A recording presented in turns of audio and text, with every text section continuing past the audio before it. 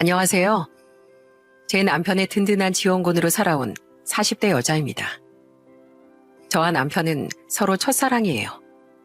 물론 10대 시절의 풋사랑을 제외하면 말이죠.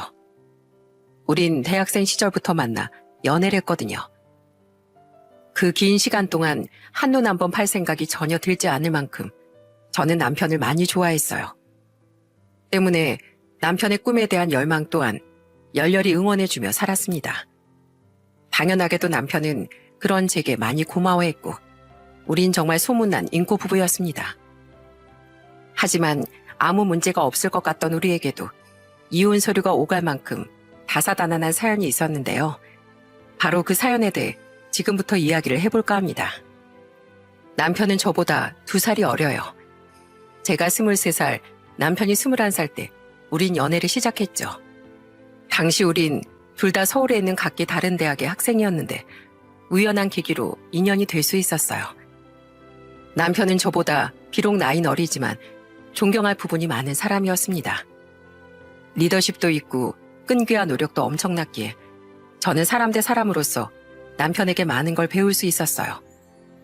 그리고 저 또한 그만큼 더 나은 사람이 되려 노력했기에 우린 서로 배우고 존중하며 좋은 관계를 이어나갔습니다. 용수야, 너 코피나 코피. 내가 못 살아. 그러니까 내가 시험 기간에 잠도 좀 자고 아르바이트도 줄이랬지? 걱정시켜서 미안해. 근데 최대한 휴학 안 하고 대학 졸업하려면 열심히 일해서 빨리 학비 모아야 해서 그래. 안타까웠던 건 평범했던 저희 집에 비해 남편의 집은 많이 가난했다는 겁니다. 남편의 본가는 경기도로 남편은 낡은 원룸에서 자취를 했었어요. 당시 시댁은 낡은 빌라의 시부모와 남편의 2 여동생인 시누이, 이렇게 4식구가 전세도 아닌 반전세로 살고 있었죠. 시부모는 어려운 형편에 작은 식당을 운영하며 생활비를 벌었었는데 자식이 3이나 됐으니 제대로 된 전세금조차 제대로 모으지 못했었던 거예요. 때문에 남편은 과외며 아르바이트를 쉬지 않고 돈을 벌어 월세와 생활비, 학비를 충당해야 했습니다. 들어보니 남편은 그때와 달리 어린 시절엔 꽤 유복했다고 해요. 우리 할아버지가 돈이 꽤 많으셨었거든. 아버진 1남 3녀 중 유일한 아들이라 할아버지가 지원도 많이 해주시고 나중엔 유산도 다 물려주셨어. 그런데 문제는 원래 직장을 다녔던 아버지가 할아버지 유산을 물려받자마자 크게 사업을 벌이셨다는 거야.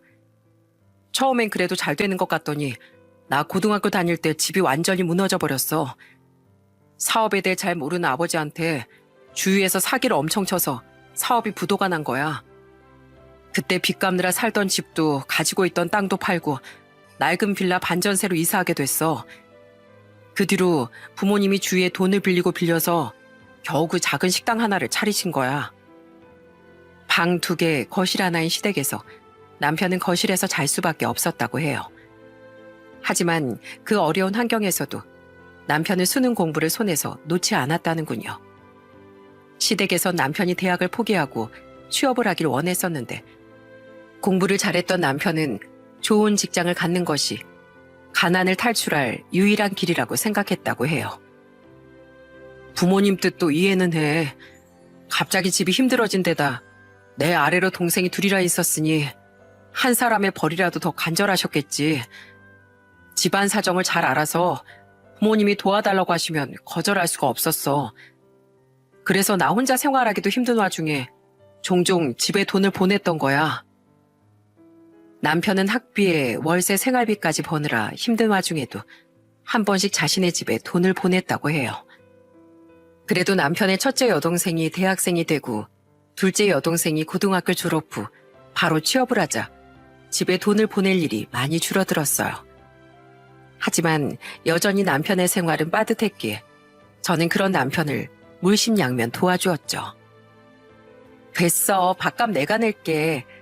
그리고 내가 저번에 해다 준 반찬들 다 먹었어?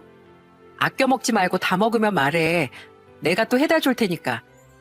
괜히 돈 아낀다고 컵라면 같은 것만 먹고 살다가 건강 망치면 나중에 오히려 더 손해인 거 알지? 부모님과 함께 살아서 생활비도 월세 걱정도 없었던 전 데이트 비용을 일제 부담했습니다. 감사하게도 부모님이 학비도 대주셨기 때문에 저는 학비를 모을 필요도 없었거든요. 저는 남편에게 반찬도 자주 만들어다 주고 가끔은 몰래 현금도 지갑에 넣어줬어요. 물론 부모님이 주신 돈이 아니라 아르바이트에서 아낀 돈으로 말입니다. 남편보다 일찍 졸업한 후엔 중견기업에 취업해 더 수월하게 남편을 도와줄 수 있었죠. 남편은 그런 제게 정말 많이 미안하고 고마워했어요. 고마우면 나중에 성공해서 나 호강시켜줘. 알았지? 꼭 변호사 돼서 나 변호사 사모님 만들어줘야 돼. 그럴 때마다 전 웃으며 이렇게 말했습니다. 그리고 말뿐 아니라 저는 정말 남편이 성공에 맞지 않을 사람이라고 믿고 있었어요. 도끼에 가까운 성실함과 똑똑한 머리, 거기에 더불어 갖춘 인성까지. 이런 사람이 아니면 대체 누가 성공할 수 있겠나 싶었거든요. 법대생이 아니었던 남편은 대학교 3학년이던 25살부터 변호사로서의 꿈을 꾸더군요. 졸업 후 회사에 취업하는 것도 좋지만 조금 더 큰 돈을 벌며 사회에도 이바지할 수 있는 직업이라면서요. 그때부터 남편은 법 공부를 시작하며 대학 졸업 후 로우스쿨에 진학하기 위한 학비도 열심히 모았습니다. 저는 여전히 남편의 꿈을 응원하며 남편의 곁을 지켰죠. 그런데 문제는 남편이 대학을 졸업한 뒤에 생기더군요. 용수야, 엄마랑 아빠 너무 힘들다. 우린 좋은 대학에 간 네가 졸업하고 큰 회사에 취업하기만을 기다리고 있었어. 물론 너한테 우리가 빌부터 살 생각은 아니었지만 그래도 이제 네가 우릴 좀 도와줬으면 하고 바랐다. 그런데 취업은커녕 로스쿨에 가겠다니 우리로선 좀 당황스러워. 남편은 로스쿨 입학을 위해 여전히 아르바이트를 하며 공부를 하고 있었어요. 그러던 어느 날 저는 남편과 시모의 통화 내용을 듣게 됐어요. 그때 시모는 남편을 응원해주긴커녕 취업을 하라고 말하더라고요. 저는 대학에 진학할 때도 그때 당시에도 돈 때문에 부모에게 응원받지 못하는 남편이 안쓰러웠습니다. 저는 그날 이후 정말 깊이 고민했어요. 그리고 제 스스로의 생각에 확신을 가진 뒤 남편에게 청혼을 했죠. 자기, 이제 나랑 결혼하자. 네 미래는 내가 책임질게. 이 누나 이래봬도 월급 꽤 받는 중견기업에서 진급도 빠르고 벌써 직장생활 5년째라 돈도 꽤 모아놓은 거 알지? 이 누나가 든든히 네 뒤에서 서포트해줄게. 대신 나중에 변호사 돼서 성공하면 다 갚아주기다. 난 용수 너 믿어. 넌 변호사가 아니라 뭘 해도 성공할 사람이라는 거 말이야. 저는 남편의 성공을 남편 자신보다도 굳게 믿고 있었습니다. 때문에 제가 정한 제 인생의 동반자를 옆에서 더더욱 챙겨주고 싶어 결혼을 결심한 거예요. 남편은 그런 제 말에 크게 감동한 듯 눈물을 흘리며 받아주었죠. 고마워. 그리고 미안해. 청혼은 남자인 내가 당당하게 했어야 했는데 내 상황이 어떻든 간에 믿고 응원해준 거 자기가 처음이야. 우리 가족조차 돈 때문에 항상 날 응원해주지 않았으니까 내가 나중에 성공해서 꼭 이 은혜 다 갚을게. 그때만 해도 시부모는 남편을 믿고 큰 결심을 한 제게 고마워했습니다. 고맙다, 아가. 우리 아들 꿈을 부모로서 흔쾌히 응원해주지 못한 것이 우린 항상 미안했어. 저번에 우리 용수한테 응원은커녕 취업 이야기부터 꺼내서 더더욱 말이야. 용수야, 그때 네 엄마가 생활비가 너무 빠듯했던 터라 나도 모르게 우는 소리가 나왔다. 미안하구나. 이젠 엄마도 그리고 네 아버지도 네 꿈을 응원해주마. 윤희야, 우리 용수 정말 잘 부탁한다. 내심 아들을 도와주긴커녕 로스쿨 진학도 반대했던 시부모는 남편에게 미안했던 모양이었어요.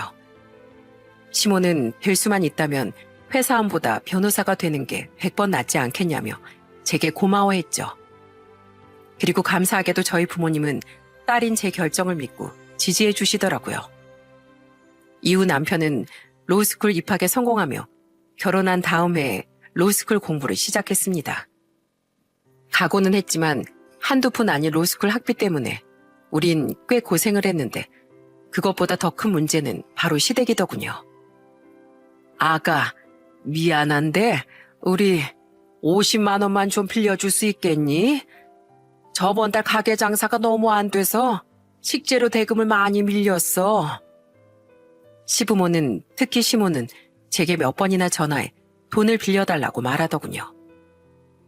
당시 시누이들은 각기 다른 도시에 일자리를 구하며 독립을 했었고 자기들 월세 내고 먹고 살기도 힘들다며 시부모에게 돈을 빌려주지 않는다고 했죠. 처음에야 시댁에 대해 뭘 알았겠습니까? 오죽 힘들었으면 그런 부탁을 했을까 싶어 처음에 몇 번 돈을 빌려드렸었어요. 시누이들이 곱게 보이진 않았지만 그렇다고 별로 친하지도 않은데 잔소리를 하기도 애매했으니까요. 남편은 제게 미안해하며 분명 공부에만 집중하라고 말했건만 기어코 대리운전과 쉬는 날에 일용직 일까지 나가더군요. 그런데 옆에서 조금씩 지켜보니 시댁 식구들이 왜 계속 돈이 없는지 알겠더라고요. 다음 주에 여행을 가신다고요? 식당까지 닫고요? 어머님, 아버님, 지난 겨울에도 놀러 다녀오시지 않았어요? 그래, 아무리 사는 게 팍팍해도 사람이 누릴 건 누리고 살아야 다시 돈 벌고 살아갈 힘을 내지 않겠니? 매번 돈 없다 하면서 시부모는 가게 문을 닫고 놀러 다니기 바쁘더군요. 때 되면 여행에 외식에 주기적으로 피부과를 다니기까지 남들 하는 건 다 누리고 살기 바쁘더라고요. 시누이들이 바로 그런 자기 부모들을 닮았던 거죠. 문제는 남편 또한 자기 부모님이 그렇게 살았던 걸 몰랐던 겁니다. 집이 망하고 채 2년도 되기 전에 서울로 독립해 가끔씩만 집에 내려갔었으니까요. 시부모 또한 남편에게 구태여 자신들의 소비 생활을 말하지 않았던 거예요. 때문에 정말 집이 너무 힘들구나 하고 생각해 남편은 대학 시절에도 저와 결혼하고 나서도 시댁을 도왔던 겁니다. 그제야 자신의 부모가 왜 항상 돈이 없었는지를 알게 된 남편은 불같이 화를 냈어요. 어머니, 아버지, 저 대학 다닐 때도 이렇게 돈 펑펑 쓰고 사신 거예요? 제가 그 돈을 잠도 못 자고 매번 코피 흘려가면서 얼마나 힘들게 벌었는지 아세요? 저는 제 동생들만 철이 없다고 생각했는데 두 분이 더 큰 문제였잖아요. 대체 언제부터 이렇게 사신 거예요? 네? 우리도 나름대로 열심히 살다가 사는 지혜를 깨달은 거야. 너 대학 보내고 아둥바둥하면서 살긴 사는데 갑자기 인생이 부질없게 느껴지더구나. 이래도 없고 저래도 없을 돈이면 차라리 전처럼 누릴 건 누리고 사는 게 낫다고 생각했어. 실제로 그렇게 사니까 인생이 덜 불행하더라고. 그런데 우선 돈을 쓰고 생각하려고 하다 보니까 정작 필요한 생활비나 월세가 부족해지더구나. 그래서 급한 마음에 너한테도 부탁을 했던 거야. 미안하다. 그걸 지금 말이라고 하세요? 두 분은 그렇게 할 거 다 하고 사시면서 저한테 꿈도 포기하고 취업하러 가셨던 거예요? 정말 너무하세요. 전 정말 힘든 와중에도 가족을 위해서 최선을 다했다고요. 어머님, 아버님, 저도 좀 속상하네요. 이 사람이 얼마나 고생하고 살았는지 옆에서 다 봐왔으니까요. 지금만 해도 저희 사정 뻔히 다 알면서 두 분 여행 가고 외식하시겠다고 돈 빌리셨던 거잖아요. 한 번 갚지도 않으시고요. 죄송한데요. 저희 더 이상은 두 분께 돈 못 빌려드릴 것 같아요. 어머, 예. 우리가 막 몇백씩 빌린 것도 아닌데 참 너무하다. 솔직히 막말로 부모 자식 사이에 그 정도 돈은 좀 그냥 줄 수도 있는 거 아니냐? 너 중견기업도 아니고 능력도 있다며. 그래서 우리 아들도 변호사 만들어준다고 한 거 아니야? 그만하세요, 어머니. 제가 집사람 보기 창피해 죽겠어요. 지금껏 그런 생각으로 저희한테 돈 빌리셨던 거예요? 그리고 이 사람이 저를 믿어주는 마음으로 저랑 결혼한 거지. 무슨 저랑 부모님을 부양해 주려고 결혼한 줄 아세요? 설사 집사람이 월에 1,000만 원씩 번다고 한들 집사람을 키워주신 장인 장모님께 효도해야지. 왜 두 분한테 돈을 드려야 돼요? 두 분께 정말 실망이에요. 그렇게 우린 남편이 로스쿨을 졸업한 해 시댁의 도움을 끊었습니다. 어차피 상황이 안 되어 그렇게 큰 돈을 도왔던 건 아니었지만 정말 이건 아니다 싶었던 거죠. 여보, 제발 그만하라고도 안 할 테니까 일 좀 쉬면서 해. 당신 공부만 하기도 힘든데 그러다 쓰러져. 아니야. 이제 졸업도 했는데 어떻게 당신한테 내가 집만 될 수 있겠어? 시댁에 더는 돈을 빌려주지 않았어도 남편은 일을 그만두지 않았습니다. 계속해서 말렸지만 절대 제게 짐이 될 수 없다며 몇 번이나 반복되는 시험 낙방 속에 공부를 이어나가면서도 말이죠. 심지어 남편은 변호사 시험에 연신 탈락하며 위축까지 되어갔어요. 여보, 양말 뒤축에 구멍 난 걸 왜 여태 말을 안 했어? 세상에, 운동화 밑창은 다 달아서 거의 맨땅에 발이 닿겠다. 아직 쓸만해. 양말도 기워 신으면 충분하고. 그래도 이 정도면 말을 했어야지. 당신 일부러 나 못 보게 하려고 이 양말도 나 몰래 손빨래 한 거지? 왜 날 못난한 애 만들어? 그리고 왜 내가 뭐 먹고 싶냐고 물어도 한 번은 말도 제대로 못해. 당신 이럴수록 내가 얼마나 속상한지 알아? 미안해. 근데 나 진짜 옷이 낡아도 괜찮고 별로 먹고 싶은 것도 없어서 그래. 오히려 일하느라 힘든 당신이 먹고 싶은 걸 더 많이 먹고 좋은 옷도 사 입어야지. 남편은 첫 시험에 탈락한 이후 단 한 번도 뭐가 먹고 싶다고 이야기한 적도 뭐가 필요하다고 말한 적도 없었습니다. 저는 그런 남편이 너무 안쓰러웠어요. 자신도 부득부득 돈을 벌면서 시험에 합격하지 못했다는 이유로 제게 미안해하기만 하는 남편이 말입니다. 장서방, 자, 이거 자네가 좋아하는 낙지젓갈이야. 자네 요즘 반찬값도 아낀다면서 맨밥만 퍼먹는다며. 그러지 말게. 우리 윤희가 그런 자네를 보면 얼마나 미안하겠나. 아니에요, 장모님. 저는 요새 진짜 밥이 맛있어서. 어허, 이 사람아. 처부모도 부모인데 우리한테까지 거짓말을 할 셈인가? 그러지 말게. 자네가 얼마나 노력하며 사는지 우리가 누구보다 잘 알아. 그런 남편을 옆에서 지켜보며 저희 부모님 또한 많이 가슴 아파하셨어요. 심지어 두 분은 남편이 4번째 시험에서 떨어졌던 해엔 우리를 불러 놀라운 도움까지 주셨어요. 윤희야, 아빠가 네 통장으로 1,000만 원 보냈다. 아빠, 아니에요. 그걸 왜 주세요? 저희 돈 있어요. 그래도 그냥 봐도. 그리고 장서방, 그 돈 받고 올해엔 제발 다른 일 하지 말고 공부에만 집중하게. 요새 변호사 시험을 5번 떨어지면 더 이상 시험에 응시도 못한다며? 그럼 내년이 마지막 기회일 텐데 그 기회는 꼭 잡아야 되지 않겠나? 부모님은 우리에게 무려 1,000만 원이라는 도움을 주셨던 겁니다. 저와 남편은 놀라고 죄송한 마음에 얼른 거절을 했어요. 하지만 아빠는 제가 아닌 남편의 손을 꼭 잡아주며 이렇게 말씀하셨죠. 뭐든 최선을 다해봐야 결과가 어떻든 후회가 남지 않는 법이야. 자네 말하지 않았지만 우리도 윤희도 잘 알고 있네. 누구보다 변호사가 되고 싶어 했던 자네가 자네 부모 일로 미안한 마음에 더더욱 윤희에게 침이 되지 않으려고 이렇게 일을 쉬지 않았다는 걸 말이야. 때문에 공부에 무리가 가는 걸 알면서도 일을 참아 쉬지 못한 거 아닌가. 내 생각에 자네가 일을 하지 않았다면 아마 진즉 시험에 붙었을 거라고 믿네. 그러니까 장서방, 그 돈 받고 오랜 공부에만 집중해. 그래도 괜찮아. 그리고 만약에 결과가 좋지 못한다고 한들 최선을 다했으니 우리나 우리 딸한테 미안해할 필요도 좌절할 필요도 전혀 없네. 어떤 일의 끝은 또 다른 일의 시작이라고 하지 않나. 부모님은 제가 말하지 않았어도 아셨던 겁니다. 시댁 때문에 남편의 마음에 더 크게 지워진 저에 대한 미안함과 죄책감을 말이죠. 남편이 시부모에게 지원을 끊고 나서도 제게 항상 미안해했었거든요. 저와 남편은 감사한 마음에 눈물까지 흘렸습니다. 반면 남편의 부모인 시부모는 4번째 시험에 떨어진 남편에게 이런 말을 하더라고요. 또 떨어졌다고? 에휴, 5번의 기회 중에 4번을 놓쳤는데 마지막이라고 뭐 붙겠니? 그냥 1년 더 허송세월 보내지 말고 취업이나 해. 예, 아가. 넌 괜히 우리 말대로 애 취업이나 시킬 것이지. 변호사 될 수 있다고 허파에 바라만 불어넣어가지고 이게 뭐니? 대학 졸업하고 바로 취직했으면 벌써 우리가 이놈의 반전세집 탈출하고도 남았겠다. 정말 너무하세요, 어머니. 저희 장인 장모님은 이런 저를 끝까지 믿고 응원해 주셨어요.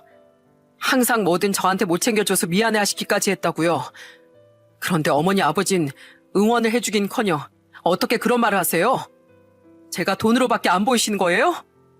제일 좋은 대학 졸업시켜놓은 네가 변호사는커녕 제대로 된 직장도 없으니까 우리가 속이 타서 그런다, 속이.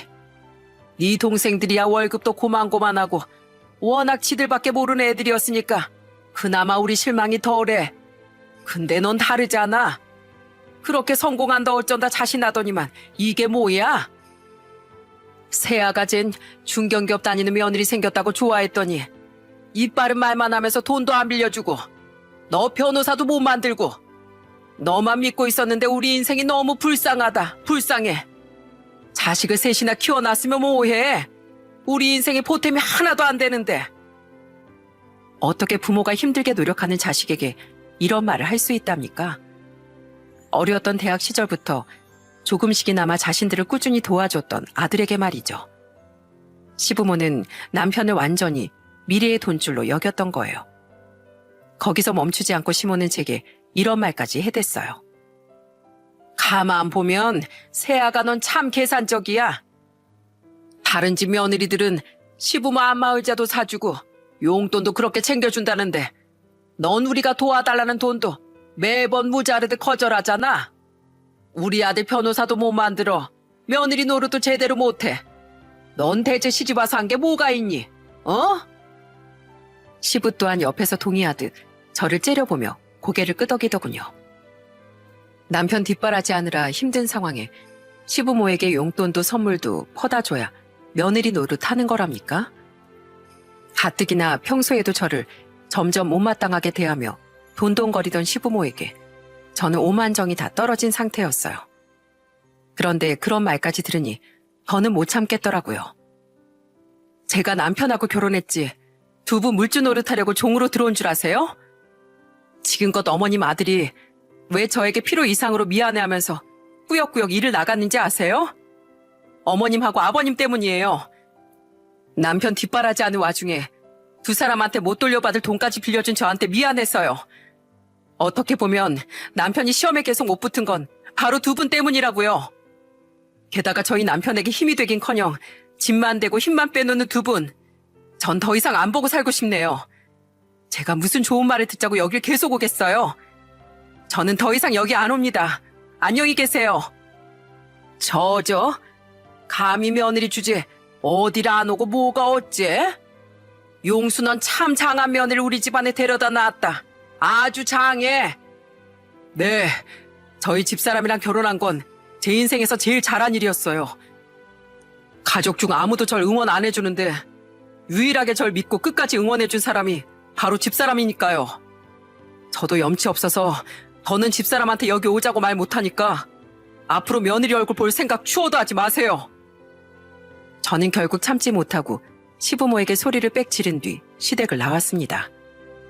그러자 남편은 뒤이어 시부모에게 큰 소리로 소리치곤 제 뒤를 따라 나왔죠. 그날 남편은 자신이 잘못한 일도 아니면서 제게 미안해 눈물까지 흘리더라고요. 미안해 여보. 옆에서 듣던 나도 화가 나서 미칠 것 같았는데 당신은 얼마나 상처받았겠어. 앞으로 당신 우리 집에 가지 마. 나도 당분간 부모님 얼굴 절대 안 볼 거야. 남편만 보면 세상 이렇게 착하고 좋은 사람이 없는데 어떻게 그런 부모 아래서 이런 자식이 낳았는지 참 알다가도 모를 일이었습니다. 그 뒤 저는 정말로 명절이든 시댁 행사든 일절 참석하지 않았어요. 그래도 자식이라고 남편만 명절에 잠시 시댁에 다녀왔는데 남편 또한 딱 밥 한 끼만 먹고 금세 집으로 돌아와 버렸죠. 유진이 결혼한대. 자수성가한 사업하는 사람이라던데 유진이는 신나서 벌써 일도 그만뒀다더라. 나중에 당신은 결혼식 참석할 필요 없어. 나도 얼굴만 살짝 비추고 올 거니까. 남편은 명절에 시댁에 다녀와 제게 큰 시누이의 결혼 소식을 알렸습니다. 시부모도 시부모지만 자기 부모를 챙기기는커녕 저를 봐도 고개만 까딱거리던 시누이의 소식이 뭐가 반가웠겠어요. 남편도 저와 대화를 나누던 중 지나가듯 얘기를 했을 뿐 더는 제게 말을 꺼내지 않았죠. 우린 생각만 해도 스트레스인 시댁 이야기를 평소엔 거의 나누지 않았습니다. 왜냐하면 그 시기는 우리에게 가장 힘들고 중요한 시기였으니 괜히 더한 스트레스를 받고 싶지 않았거든요. 여보, 나 붙었어. 붙었다고. 나 드디어 변호사야. 정말이야? 어디 봐, 어디. 진짜잖아. 거봐, 내가 뭘 했어. 당신 꼭 해낼 수 있다고 했지? 정말 축하해, 여보. 그리고 남편은 드디어 이듬해 마지막인 5번째 변호사 시험에 당당히 합격했습니다. 시험 결과가 나온 날 저와 남편은 얼싸안고 눈물을 흘렸죠. 우린 그날 아예 친정을 찾아가 부모님께도 이 기쁜 소식을 전했어요. 그러자 갑자기 두 분 모두 바닥에 털썩 주저앉지 않으시겠어요? 장서방, 나도 영감도 얼마나 속끓이면서 지금껏 기다렸는지 모르네. 설사 이번에도 떨어지면 우리가 위로를 해준다고 한들 자네가 얼마나 상심했겠어. 그동안 고생 많았네. 정말 고생 많았어. 어디 우리 장한 사위 한번 안아보세. 윤희야, 우리 딸도 이 아빠가 한번 안아주마. 장한 우리 딸, 남편 한번 안 보채고 여태 장하게 잘 기다렸어. 두 분은 우리에게 티는 안 냈지만 엄청나게 긴장을 하셨던 겁니다. 그리곤 결국 남편을 안고 눈물을 터뜨리셨는데 남편 또한 두 분을 끌어안고 참 많이 울더라고요. 그동안 믿어주셔서 감사하다며 말이죠. 뭐 먹고 싶나 우리 사위? 그동안 먹고 싶은 거 한번 제대로 말도 못하던 우리 사위. 오늘은 내가 먹고 싶은 거 마음껏 먹여줄게. 그럼 전 삼겹살이 너무 먹고 싶습니다, 장인어른. 저 오늘은 먹고 싶은 거 먹을 자격 있는 거죠? 그리고 장인어른, 장모님, 앞으로는 제가 두 분 가지고 싶으신 거, 드시고 싶은 거 뭐든 사드리면서 살겠습니다. 그리고 여보, 고마워. 당신이 아니었다면 난 분명 이런 결과를 얻지 못했을 거야. 나 앞으로 평생 당신 눈에 눈물 내는 일 없게 할 거야. 고마워. 그리고 사랑해. 남편은 얼마나 기뻤던 건지 부모님이 보는 앞에서 저런 나쁘끄러운 소리까지 하더라고요. 그날 남편은 몇 년 만에 처음으로 먹고 싶은 음식을 마음 편히 말하더군요. 아빤 이런 날에 소고기도 아닌 겨우 삼겹살이냐고 핀잔을 주셨고요. 그리고 그날 우린 오빠 부부까지 불러서 배 터지도록 삼겹살을 구워 먹었답니다. 그날 하루 울보가 된 남편은 오빠 새언니가 사온 꽃다발을 받고 또다시 어린애처럼 울음을 터뜨리기도 했죠. 아이고, 축하한다 우리 아들. 이 엄만 널 믿었어. 그냥 여태 모지게 말했던 건 우리가 기대했던 걸 알면 네가 부담스러울까 봐 그랬던 거야. 제가 시댁의 발길을 끊은 사건 이후에도 계속된 무시와 무관심의 남편은 시부모에 대한 마음이 많이 다쳤습니다. 때문인지 남편의 합격 소식도 문자 한 통으로만 전하고 말았는데 시모는 문자를 받자마자 남편에게 전화를 걸었더라고요. 그리곤 저에게까지 다 들리도록 크고 격앙된 목소리로 축하를 외쳐댔죠. 이후 시부와 시누이 또한 남편에게 전화를 걸어 들뜬 목소리로 축하를 전하더군요. 그들은 시모처럼 남편을 사실은 믿어 의심치 않았다고 말했는데 솔직히 저와 남편은 전혀 그 말을 믿지 못했어요. 내가 잘 되니까 이제 와서 또 돈 때문에 그러는 거겠지. 동생들까지 다 와서 축하해준다고 이번 주말에 다 같이 밥 먹지. 부모님이 사주신다네. 물론 저는 식사 자리에 참석할 생각이 전혀 없었습니다. 남편은 그 식사날 분명 어떻게든 또 돈 이야기를 꺼낼 게 뻔하니 아예 그날 그 자리에서 돈에 대한 얘기를 못 박아야겠다고 말했어요. 하지만 남편이 그날 시댁 식구들과 식사하는 일은 일어나지 않았죠. 어머님, 아버님이 여긴 어쩐 일이세요? 아가씨들까지 오셨네요? 식사 약속으로부터 하루 전인 금요일 시댁 식구들이 제 회사 앞까지 찾아왔더군요. 시부모와 두 시누이 모두 말입니다. 퇴근을 하던 전 회사 근처에 와 있다던 시모의 문자를 받고 급히 그들이 있는 카페로 향했어요. 대체 왜 그들이 다 같이 여길 왔나 의아해하던 전 시모가 내민 종이를 보고 헛웃음이 나고 말았습니다. 자, 이거 가지고 가서 잘 작성하고 도장 찍거라. 이게 뭔데요? 이혼 서류네요? 그건 바로 협의 이혼 서류였거든요. 시모는 어이가 없어서 웃던 제게 당당하게 자신이 인터넷에서 직접 출력해왔다고 말하더군요. 그리고 뒤이어 기가 차다 못해 황당한 소리를 늘어놓았죠. 너도 알지? 변호사라고 하면 중매가 얼마나 줄줄이 들어오는지. 내가 동네방네 우리 아들 변호사 됐다고 자랑하고 다니니까 내 지인이 귀뜸해주더라. 법조인들만 부잣집 딸내미들이랑 이어주는 중매쟁이들이 따로 있다고. 그래서 혹시나 하고 연락해봤더니 우리 아들이 아직 기혼인 걸 알고도 괜찮다고 소개받겠다고 한 부잣집이 있었대. 그 집 딸이 안 그래도 지금 남편이랑 이혼을 한 해 만에 하고 있어서 그놈 얼른 떼어버리고 변호사 사이 들이고 싶다나 봐. 그래서 그 부잣집에 장가보내게 저랑 이혼시키시라는 거예요? 당연한 거 아니냐? 고작 중견기업 다니는 너랑 빌딩까지 갖고 있는 부잣집 딸이랑 같아? 우리 내일 식사 자리에 그 여자 초대해서 아들한테 소개시켜줄 요량이다. 너도 알지? 우리 아들 무지하게 착한 거. 우리가 솔직히 그동안 너무 조바심을 내서 아들한테 속이 상할 만한 얘기를 많이 한 건 사실이야. 하지만 그 착한 애가 결국 우리 뜻을 거스르겠냐? 게다가 별 볼 일 없는 네가 아니라 돈 많은 집 사이가 되는 일인데 결국 걔도 우리 뜻 다 받아들일 거다. 그래도 착한 우리 아들이 널 내치지 못할까 봐 우리가 이렇게 대신 이혼을 도와주려고 온 거야. 우리 아들도 나중엔 우리한테 고마워할걸? 돈 앞에 장사 있니? 네가 진짜로 우리 아들을 위한다면 추하게 버티지 말고 여기서 깔끔하게 이혼해.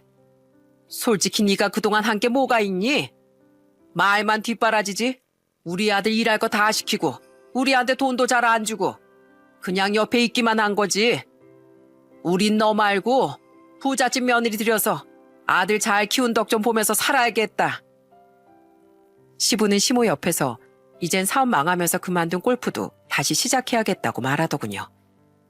부모라는 그 인간들은 남편이 변호사가 되자마자 아들 장사할 생각에 신이 났던 겁니다. 그 추악한 모습이 정말 역겹기 짝이 없더라고요. 그리고 그 옆에서 시누이라는 것들도 신나게 거들었어요. 저 얼마 뒤면 결혼하는 거 알죠, 새언니? 제 남편 될 사람이 안 그래도 자꾸 왜 일을 그만뒀냐고 눈치를 줘요. 쪼잔하게. 아휴, 결혼부터 하고 그만둘걸. 근데 부자 새언니가 생기면 시누이인 저한테도 도움을 많이 주지 않겠어요? 맞아요, 새언니. 저도 언니처럼 벌써 완전 기대 중이라고요. 게다가 태생이 금수저니 주위에 부자인 남자도 얼마나 많겠어요. 부자 새언니 들어오면 저도 돈 많고 좋은 남자 소개시켜달라고 해서 결혼할 거예요. 그런 거 새언니 못 해주잖아요. 솔직히 변호사 남편 두기에 새언니 직업이 좀 딸리지 않아요? 더 창피 당하기 전에 여기서 순순히 물러나세요. 이제 막 합격한 거지 아직 정식 변호사가 된 것도 아닌 남편을 가지고 다들 단꿈에 부풀어 있더군요. 남편이 너무도 불쌍해졌지만 그와 동시에 역겨움과 분노가 치솟았습니다. 결혼 후 무려 8년이란 시간 동안 제가 얼마나 헌신했는데 왜 이딴 소리를 들어야 하나 싶더라고요. 그렇다고 생각이라는 걸 하고 사는 것 같지도 않은 그 인간들과 입 아프게 말싸움을 하고 싶지도 않았습니다. 저는 화가 나다 못해 어이가 없어 픽 웃으며 그 이혼 서류를 들고 일어났어요. 네, 이혼하죠 뭐. 도장 찍는 거 그까짓 거 뭐 어렵겠어요? 집에 가서 도장 찍고 남편한테도 도장 찍으라고 할게요. 근데 내 남편이 나랑 이혼한다고 한들 당신들 도와줄 것 같아요? 이미 내 남편, 자기 식구들, 특히 어머님, 아버님 얘기를 하면 학을 뗐는데. 아, 이제 제 어머님, 아버님도 아니죠? 한때 잠시나마 가족의 연을 맺은 사람으로서 말하는데 정신 차리세요, 아줌마 아저씨. 자식을 그렇게 저금통 취급하면서 살고 싶어요? 창피한 줄 알아야지. 얘 봐라. 그래, 멋대로 떠들려무나. 그래야 상한 네 자존심도 조금이나마 덜 아프지 않겠니? 가서 꼭 이혼 서류에 도장 찍어라. 시댁 인간들은 제 말에 비아냥댔습니다. 다가올 꽃길에 그저 신이 나서 말이죠. 저는 곧장 집으로 돌아와 이혼 서류에 도장을 쾅 찍었어요. 그리고 영문을 모르던 남편에게 그 서류를 던지며 시댁 인간들의 행동을 모조리 읊어주었습니다. 대단하지 당신 식구들? 자, 당신도 도장 찍어.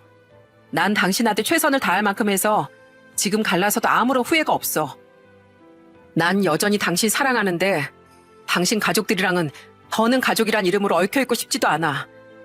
난 열심히 살아서 지금에 이른 내 인생 너무 좋고 사랑해. 근데 왜 내가 당신이랑 결혼했단 이유만으로 쓸모없고 한심한 사람 취급을 받아야 돼? 근데 당신한테 천륜을 끊으라고 못하니까 내가 꺼져줄게. 당신도 도장 찍어. 남편을 많이 사랑했지만 그땐 너무 화가 나서 제정신이 아니었어요. 그러자 남편은 경악을 하며 이혼 서류를 곧장 찢어버리더라고요. 그리고 남편은 제 두 손을 붙잡곤 애걸복걸하기 시작했습니다. 여보, 이혼이라니 그게 무슨 소리야. 내가 당신 없이 어떻게 살라고. 당신 아니었으면 내가 변호사 시험은 어떻게 합격했겠어. 미안해. 내가 다 미안해. 당신 없이 살 바엔 차라리 내가 가족들을 싹 다 끊어낼게. 안 그래도 나 자꾸만 처가랑 비교되는 내 가족들 모습 보면서 정말 많이 상처받고 실망했어. 그리고 내일 돈 이야기 못 박으면서 더 이상 명절이든 언제든 집에도 안 간다고 얘기하려고 했어. 이대로 계속 왕래하고 살면 당신한테까지 피해를 줄 테니까. 그러니까 여보, 제발 나한테 이혼이란 말을 하지 마. 난 당신 없이 하루도 못 살아. 남편은 이미 마음속에서 시댁 식구들 모두를 정리했던 겁니다. 한참을 엉엉 울던 남편은 곧장 휴대폰을 들어 시모에게 전화를 걸더라고요. 그리곤 제게 잘 들으라며 스피커폰으로 전화해 시댁 인간들에게 절연을 선언해버렸죠. 어머니, 제 아내한테 이혼하라고 했다면서요? 그래. 뭐 솔직히 너도 내심 바라는 일 아니었니? 변호사 되기 전이라면 몰라도 이제 네 급이 달라졌는데 너도 아쉽지 않았어? 그래서 이 엄마가 너 위해서 좋은 혼처도 이미 알아봐뒀어. 아가한테 다 들었지? 걔가 너랑 이혼한다고 했으니까 걔 마음 편하기 전에 너도 얼른 도장 찍어라. 나쁜 사람 되기 힘들겠지만 양심 그게 밥 먹여주냐? 잠깐만 나쁜 사람 되면 네 인생은 한순간에 바뀌는 거야. 네, 방금 어머니뿐 아니라 다른 가족들 모두 나쁜 사람 자처한 덕에 인생이 바뀌었네요. 이제 당신들한테 아들, 장남인 저란 존재는 없어질 테니까요. 제가 변호사가 된 건 200%다 저희 집사람과 장인 장모님 덕분이에요. 그런데 해준 일이라곤 저한테 돈 빌리고 시험 그만두라고 악담 퍼부은 일밖에 없는 어머니 아버지랑 제 안부 한번 물은 적 없는 주제에 이제 와서 콩고물 떨어지기만 바라는 동생들한테 제가 왜 덕을 보게 해줘야 돼요? 8년이란 시간 동안 절 지지해주고 응원해준 건 당신들이 아닌데요. 대체 나한테 해준 게 뭐 있다고 감히 세상에서 제일 소중한 내 아내 가슴에 상처를 줍니까? 예, 엄만 그저 널 위해서. 절 위해서요? 거짓말하지 마세요. 난 애초부터 내일 어머니 아버지한테 더는 안 찾아뵙고 살 거라고 말할 작정이었어요. 그래도 어린 시절 기억을 생각해서 그동안 찾아뵀는데 제 아내한테 더는 피해주고 싶지 않아서요. 무슨 말인지 아시겠어요? 저는 더 이상 저를 이용만 하는 어머니 아버지 아들로 안 살 거라고요. 이제 두 번 다신 저 볼 생각 마세요. 남편은 완전한 절연을 선언한 후 전화를 끊어버렸습니다. 그리고는 절 향해 다시 사과를 하며 말했죠. 여보, 내가 진즉 이렇게 했었어야 했는데 정말 미안해. 보다시피 이제 우리 가족 때문에 당신이 상처받는 일 더는 없을 거야. 그러니까 제발 나 버리지 마. 내가 앞으로 더 잘할게. 방금 봤지? 이제 나한텐 정말 당신뿐이야. 알았어. 미안해. 울지 마. 나도 그냥 아까 너무 화가 나서 그랬어. 저와 남편은 찢어진 이혼 서류 옆에서 끌어안고 한참을 울었습니다. 남편은 제게 미안해서 저는 남편이 불쌍해서 말이죠. 그리고 잠시 뒤 저희 집 초인종이 마구 울리더군요. 용수야, 이 문 좀 열어봐라. 예, 아가. 우리가 아깐 좀 심했지? 우리 너한테 심한 말 한 거 사과하러 왔어. 새언니, 문 좀 열어주세요. 네? 제가 오빠 이혼시키게 됐다고 예비 남편한테 전화해서 자랑하니까 그 사람이 저한테 그냥 파혼하재요. 안 그래도 벌써 제가 일도 그만두고 조금씩 돈 요구하는 저희 집이 꺼림직했는데 오늘 얘기를 듣고 저희 집안은 상종 못할 집안이라는 걸 알았다면서요. 이 와중에 진짜 새언니가 이혼하면 저 그 사람 마음 절대 못 돌려요. 시부모와 두 시누인 닫힌 문을 두드려대며 추하게 애원하더군요. 시부모와 작은 시누는 변호사인 남편에게 떨어질 콩고물이 아쉬워서, 멍청한 큰 시누는 제게 이혼을 종용한 걸 자랑이랍시고 예비 남편에게 떠들었다가 파혼 통보를 받아서 말이죠. 남편은 얼른 밖으로 나가 그들을 쫓아내려고 했는데 저는 남편보다 앞서 문 밖으로 나가 이렇게 말했습니다. 어떤 핑계도 사과도 들으러 나온 거 아니에요. 그냥 가족에게 돈으로밖에 안 보인 내 남편이 불쌍해서 남편 위해서 한마디 하러 나온 거예요. 사람을 돈으로만 보고 대하는 거 내가 아는 행동 중 가장 저질스러운 짓이에요. 그 저질스러운 짓을 당신들은 착하기 짝이 없는 내 남편한테 해댄 거고요. 결국 내 남편에게 저런 선언까지 하게 만든 당신들, 난 평생 용서할 생각 없고 보고 싶지도 않아요. 그리고 내 남편에게 큰 마음의 상처를 준 당신들이 내 남편 눈앞에도 앞으로 나타나지 않았으면 좋겠어요. 경찰에 신고하기 전에 이만 돌아가세요. 저는 그렇게 말하곤 문을 다시 쾅 닫아버렸습니다. 남편은 그런 저와 문을 번갈아 보다가 다시 눈물을 뚝뚝 흘리더라고요. 내 손으로 가족들 쫓아내기까지 하고 싶지 않았던 거지? 고마워, 여보. 그리고 정말 미안해. 그런 남편을 안고 달래주는 것밖에 그 자리에서 제가 해줄 수 있는 위로가 없었습니다. 그날 남편은 끝내 밖에서 소란을 피우던 시댁 식구들을 경찰을 불러 쫓아냈어요. 남편에게 그런 모진 짓을 시키고 싶지 않아 제가 신고를 하려고 했는데 남편이 자신이 꼭 이 일을 마무리 짓고 싶다고 했거든요. 제 마음에 큰 상처를 준 시댁 식구들을 그렇게 자기 손으로 끝맺고 싶었다고요. 그 뒤 남편은 시댁 식구들 번호 전부를 차단까지 해버렸어요. 우리 당분간만 처가에 가서 지낼까? 분명 한동안 다들 여길도 찾아올 것 같은데 괜히 당신 심란하게 만들고 싶지 않아. 우리 남편의 뜻에 따라 저희 집에서 20분 거리에 있던 친정에 들어가 한동안 지내게 됐습니다. 남편에게서 모든 사정을 직접 들은 저희 부모님은 원망의 말도 없이 따뜻하게 남편을 안아주시더라고요. 가족을 끊어낸다는 게 쉬운 일이 아닌데 자네 마음이 참 아팠겠구만. 부모님은 섣부른 위로의 말도 없이 그저 공감을 해주셨어요. 그 몇 달 사이 우린 기존의 전셋집을 빼고 제 회사 근처에 다른 전셋집을 얻어 빠르게 이사했어요. 더 이상 시댁 식구들이 찾아오지 못하도록 말이죠. 또한 남편은 변호사 시험에 합격한 후 6개월간의 연수기간을 거친 뒤 한 로펌에 취업해 드디어 정식 변호사가 됐답니다. 자, 봐봐. 여기 내 이름. 고마워, 여보. 이 작은 명함 하나 만들기까지 정말 오랜 시간이 걸렸다. 그러게. 나 변호사 사모님 만들어주겠다더니 정말 해냈네, 여보. 대단해. 나 혼자가 아니라 우리 같이 해낸 거지.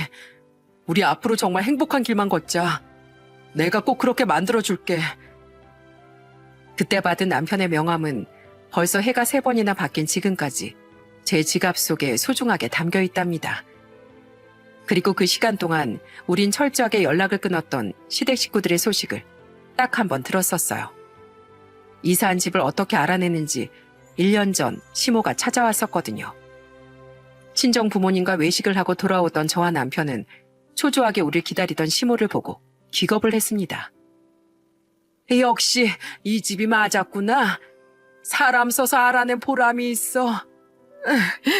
아들아, 며느라가 잘 지냈니? 여기까진 왜 오셨어요? 남편은 울먹이며 말을 걸던 시모에게 차갑게 대꾸하더군요. 시모는 여전히 불쌍한 표정으로 우리에게 지난 사정을 털어놓기 시작했죠. 왜 오긴? 내가 아들 집에도 못 찾아와? 용수야, 이제 그만 마음 풀고 다시 우리 좀 받아주려무나. 너랑 영 끊고 우리 사정이 정말 말도 아니게 어려워졌어. 나랑 네 아빠 식당은 결국 얼마 전에 문을 닫았다. 돈이 없어서 식재료를 좀 싼 걸로 오래 썼더니 가뜩이나 없던 맛이 더 없어졌다면서 손님이 완전 끊겼거든. 그리고 유진인 결국 그놈한테 파혼당한 뒤로 다시 취업도 안 하고 우리 집에 아주 눌러 앉았어. 이게 다 내가 먼저 용순을 이혼시키려다가 이렇게 된 거라면서 나한테 자기 먹여 살리라지 뭐니. 나 때문에 자기 인생 다 망친 거래. 막내겐 회사 공금 1,000만 원인가 횡령했다 걸려서 다 물어내고 잘렸어. 그 1,000만 원 갚느라 살던 월세 보증금을 빼서 걔도 얼마 전부터 우리 집에 들어와서 같이 산다. 시댁 식구들은 그렇게 다시 그 반전세 빌라에서 다 같이 살게 됐다더군요. 큰 신우는 신세 한탄만 하며 집에서 술만 마시고, 작은 신우는 이직 자리를 알아보곤 있는데 전 회사 사장이 업계 최대 커뮤니티에 은근하게 작은 신우 이야기를 흘려 이직이 쉽지 않아 고생 중이라고 하더라고요. 게다가 시부모의 식당까지 적게 됐으니 시댁은 완전히 쪽박을 찼던 거죠. 우리 결국 아예 방 하나짜리 원룸 월세로까지 이사가야 할 판이야. 그래서 급한 마음이 이렇게 널 찾아오게 된 거다. 용수야, 우리가 그래도 네 부모인데 좀 도와다오. 응? 더도 말고 덜도 말고 딱 전셋집 한 채만 해줘. 지금 나만 우리 집에서 설거지 일이나마 다니고 있는데 그 돈으로 네 식구 부양하면서 반전세 월세 내기가 너무 힘들다. 그래도 변호사 아들이 있는데 우리가 너무 없이 사는 게 모양새가 너무 그렇지 않니? 죄송하지만 전 전셋집이고 뭐고 도와드릴 생각 없어요. 솔직히 그동안 어렵다 하면서도 할 건 다 하고 사셨죠? 아무 말 못하시는 거 보니까 맞네요. 죄송한데 저는 가족들 저금통처럼 살 생각 전혀 없어요. 절 이 자리에 올려준 집사람하고 처가 부모님께면 몰라도요. 정 돈이 급하시면 차라리 동생들을 쫓아내세요. 아니면 아르바이트라도 하라고 화를 내시던가요. 전 더 이상 가족들의 호구가 아닙니다. 이만 돌아가세요. 그리고 또 오셔도 마찬가지니까 더는 찾아오지 마세요. 남편은 제 어깨를 감싸고 그 자리를 벗어나더군요. 남편의 냉랭한 말에 시모는 제자리에서 눈물만 뚝뚝 흘렸죠. 그날 남편은 제게 만약 시모가 진심으로 미안하다는 말을 꺼냈으면 용서는 못할지언정 조금의 도움은 줬을지도 모른다고 말하더군요. 하지만 어머니 끝내 돈 얘기뿐이었잖아. 가족들은 전혀 달라지지 않았을 거야. 그럼 그 사람들에게 나도 마음을 열고 싶지 않아. 다행히 이후 시모가 더 이상 우릴 찾아오는 일은 없었습니다. 언젠가 남편 말대로 시모나 시댁 식구들이 진심으로 남편에게 미안해하는 날이 오긴 할까요? 그랬으면 좋겠습니다. 그들을 위해서가 아니라 착한 남편이 그들에게 진심 어린 사과를 한 번쯤은 받았으면 해서 말이죠. 장서방, 장서방은 여기서 살아? 어떻게 내가 올 때마다 우리 부모님 집에 있어? 모르셨어요, 형님? 저희 집 둘째 아들입니다. 반면 남편은 친정 부모님과 거의 친부모 자식처럼 지내고 있어요. 제가 회사에서 늦는 날이면 남편은 어김없이 전보다 가까워진 친정에 가서 놀고 있죠. 지금 우린 두 분이 도와주셨던 돈은 다 갚았는데 남편은 그 외에도 부모님께 다달이 용돈을 드리고 싶어 했습니다. 하지만 부모님이 돈을 받지 않으시자 남편은 틈틈이 돈을 모아 두 분께 선물을 사드리고 여행도 보내드리고 하더라고요. 가끔 친정에 놀러 오던 오빠가 저런 말을 할 만큼 남편은 거의 친정 껌딱지가 된 상태죠. 우리 쫀쫀이 오늘도 잘 있었어? 아빠 보고 싶었지? 또한 기쁜 소식 하나는 제가 늦은 나이에 드디어 임신을 했다는 겁니다. 지금은 임신 4개월 차로 우린 곧 만날 아이를 기다리며 하루하루 행복한 나날을 보내고 있답니다. 이렇게 저와 남편은 힘든 시기를 무사히 이겨내고 지금 더 행복해질 준비를 하고 있어요. 그리고 얼마 전 원래 시댁 이야기를 잘 꺼내지 않던 남편은 제게 이런 말을 하더군요. 사람 일을 뭐든 확언할 순 없지만 아마 난 부모님도 동생들도 아주 오랫동안 보지 않고 살 거야. 당신과 장인 장모님 덕에 뼈저리게 깨달았거든. 진정한 가족은 가족이란 이름 뒤에 숨어서 뭔가를 바라기만 하는 사람이 아니라 대가를 바라지 않고 끝없이 응원을 주는 존재라는 걸 말이야. 내 부모님과 동생들은 날 가족이 아니라 기댈 수 있는 화수분으로만 봤던 거야. 만약 내가 가족들과 왕래한다면 그건 가족 사이를 더 망치게 되는 길일 뿐인 걸 잘 알아.